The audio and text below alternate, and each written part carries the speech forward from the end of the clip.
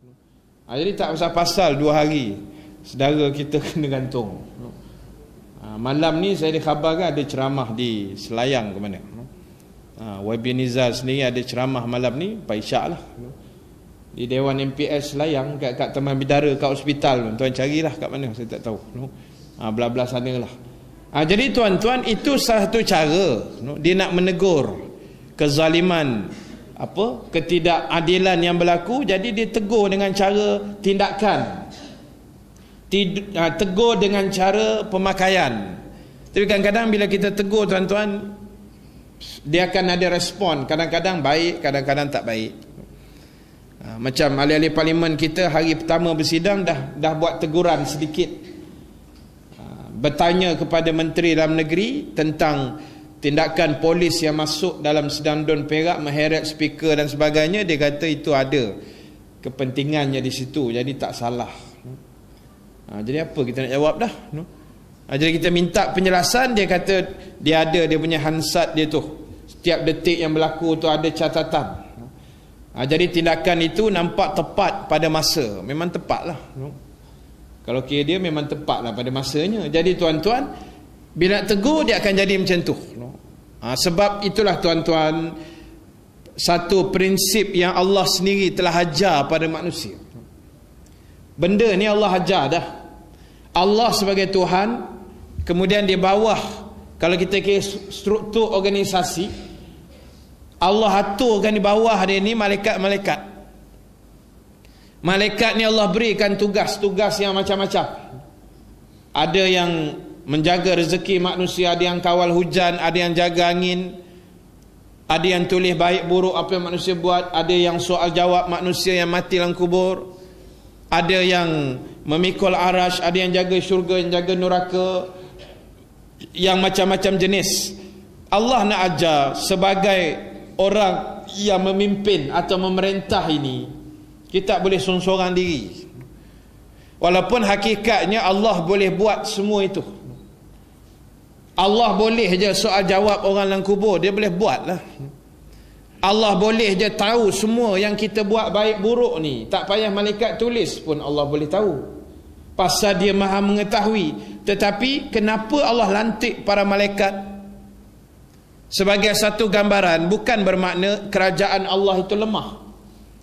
Na'udzubillah min zalik. Allah tetap dengan kehebatan, kebesaran, kegagahannya. Tetapi Allah nak ajar kita sistem organisasi. Bila kita jadi ketua, mesti ada orang di bawah. Dan orang di bawah ni mesti main peranan tegur orang di atas. Orang di atas main peranan tegur orang di bawah. Itu peranan. Jadi inilah yang Nabi sebut, nak beritahu suatu benda pada pemerintah yang zalim. Ini benda yang besar, benda yang susah, berat lidah nak beritahu.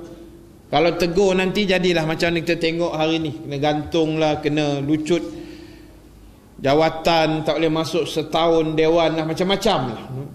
Jadi hakikatnya apa pun ceritanya, setiap keburukan dan kejahatan mesti kita ambil kira, mesti kena ambil kisah, mesti kena perhatikan. Sebab dalam hidup ini tuan-tuan, benda ini dia sentiasa berlegar. Kebaikan, keburukan, kejahatan ni dia berlegar di sekeliling. Dan benda ni seakan-akan dia tidak, orang kata dia tak lekang lah. Macam tuan-tuan, saya bagi contoh macam tuan-tuan yang senantiasa berusaha. Tuan-tuan AJK Surau Ubudiah ni sentiasa berusaha nak memakmurkan surau kita ini, nak menghidupkan surau kita. Kita buatlah program macam-macam. Kuliahnya, kuliah subuh, kuliah maghrib, khutbahnya, tazkirah, dengan forum, dengan itu, dengan ini, macam-macam. Dengan tujuan supaya ahli Korea keliling kawasan surau kita ini setidak-tidaknya adalah sedikit tarbiyah dan didikan agama. Itu yang kita harap, supaya hidup kita di kawasan Seri Gombak ini ada barakahnya, dengan kebaikan ilmu-ilmu yang kita pelajari daripada ustaz yang kita jemput. Tapi dalam masa yang sama ada pihak lain di luar sana yang dalam masa yang sama kita bertengkur lumus menggerakkan kerja Islam daripada surau masjid. Ada pihak lain pula yang menggerakkan kerja-kerja kemungkaran dengan bersungguh-sungguh dan lebih bersemangat. Dan tengok dalam rancangan TV dah macam-macam. Macam-macam dah. Yang baru ni keluar anak wayang. Pentas anak wayang kan, cari bakat-bakat pelakon. Lepas tu yang sebelum ni pun saya ada tengok dalam televisyen, jangan lupa lirik. Siapa yang suruh pun tak tahu.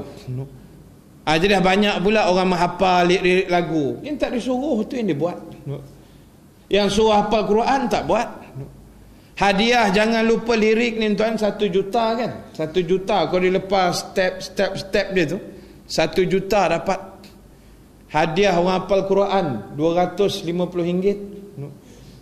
Sejadah 1, kompas 1, takut tak jumpa kiblat. Itu hadiah orang yang hafal Quran. Yang hafal lirik lagu yang tak apa-apa ni bukan main besar hadiah dia.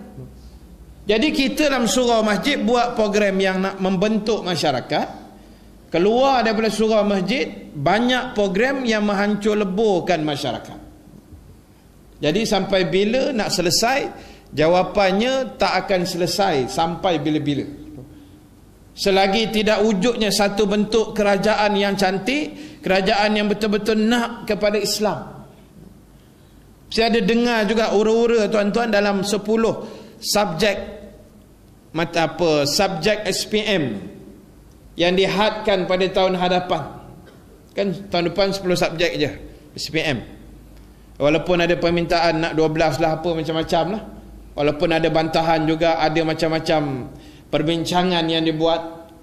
Tapi saya dengar-dengar dalam 10 itu, antara subjek teras yang akan dihilangkan daripada 10, daripada belah-belah tinggal 10, antaranya ialah pendidikan Islam. Jadi tuan-tuan, subjek pendidikan Islam ini subjek teras. Teras ni makna bahasa mudahnya asas lah. Itu pun di sekolah menengah kebangsaan. Kita boleh bayang sekolah menengah kebangsaan, subjek agama dia, apa yang dia belajar? Adalah basic-basic sikit-sikit. Itu pun asas yang umum sangat. Itu dihilangkan, apa yang tinggal pada pelajar sekolah menengah biasa? Kalau sekolah menengah agama ke, maktafiz ke, madrasah apa ke, tak apalah kita confident sikit subjek agama tu kuat. Tapi kalau sekolah menengah kebangsaan biasa, itulah satu je subjek pendidikan agama tu. Kalau betul itu yang ditarik besok, tengok dalam keputusan SPM 10 tu tak ada agama tuan. Kita negara Islam ni. Kita mengaku kita negara Islam, kita mengaku kita sayang Islam, tapi penekanan kepada unsur Islam itu tidak dikuatkan. Jadi inilah tuan-tuan kelemahan yang kita nak semak balik. So itu apa yang Nabi sebut dalam hadis ini benda yang besar. Nak beritahu kezaliman pemerintah ni tuan-tuan, macam-macam cara sebenarnya. Kalau yang boleh berani bercakap, dia bercakap lah. Tambah pula kalau dia jadi penasihat, dia menjadi PA kepada menteri ke apa, kalau dia buat silap dia boleh tegur, dia berani tegur, dia kena tegur lah.